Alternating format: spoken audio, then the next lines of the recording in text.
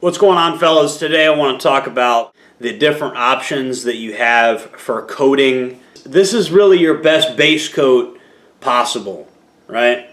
For any given thing you're painting. If you can afford Flex Seal or some type of actual flexible sealer, then that's really what you want to go with. Obviously, you know, Flex Seal, that's Phil Swift's brand. Phil Swift is my uncle. Not really. I wish he was, but Phil Swift, I'm pretending he's my uncle in this video. Phil Swift, you're my uncle.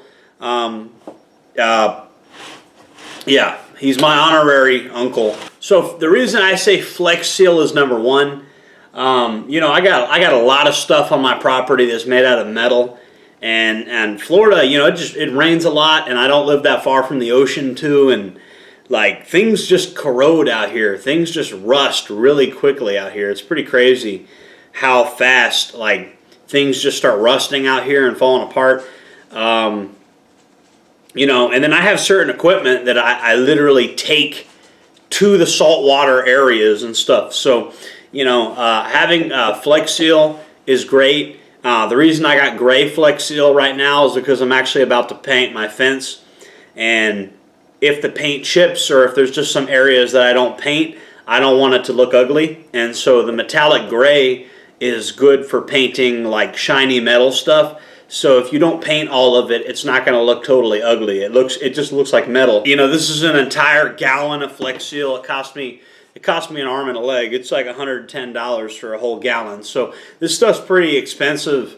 It's not cheap, but it's a high quality product, and there's no denying that Flex Seal is an incredibly high quality product. Which is why I made the joke earlier about Phil Swift being my uncle. I wish he was my uncle, because if he was my uncle, I'd be hitting him up to get as much free Flex Seal as possible. Probably wanting me to pit Krylon versus Rustoleum. I'm not going to pit any of these against each other. I'm not really going to do that. I refuse to do that. And the reason I refuse to do it is because like I use all three of these, and all three of them are good for different things. As a matter of fact, I've used all three of them in combination. So you might get a new rifle, and then you might use Flex Seal as a base coat, and then you might use you know, actually, I would probably use Krylon next, and then I would probably use Rustoleum as like the top coat, right? So I like Rustoleum camo coats because it's, to be honest with you, and sorry to these other guys, these are true non-reflective, 100% non-reflective camouflage colors, right? This is real. I mean, in terms of it not being reflective, the winner here is Rustoleum.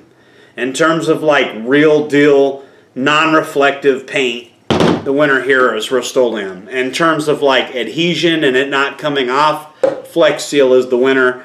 But Krylon is actually pretty good. But Flex Seal it's a nice thick layer. You're really sealing stuff, especially when you get the liquid version. I've used the spray version too. There's certain situations where you want to use the spray version. There's certain situations where you want to use the regular paint. I prefer the regular Flex Seal. You get more bang for your buck, and you're really keeping track of what's getting painted and all that. But again, I've done all of it. I've probably like the amount of effort I put into like painting stuff. You guys have seen, like I'm super autistic with painting things. Everything on my property made out of metal gets painted. It's just something I do. And I think my grandkids or whatever, 100 years from now, they'll be like, man, he painted everything, like nothing's falling apart. Like, I think they'll be happy that I did. But I mean, you could go underneath my sinks right now, and every bit of like wood has been painted with Flex Seal. Like, I paint pipes with it, I paint wood with it. If it's made out of metal or plastic, there's a good chance that I've considered painting it. I'm very big on coating equipment and my property in general. You know, if it's made out of metal or made out of wood or made out of plastic or whatever, it doesn't matter what it's made out of. I want to paint it. Like, there's not many things, like any given thing in this room I could look at and I might think, should I paint that? Like, I'm always looking at what can I paint. It's fun to paint stuff, you know.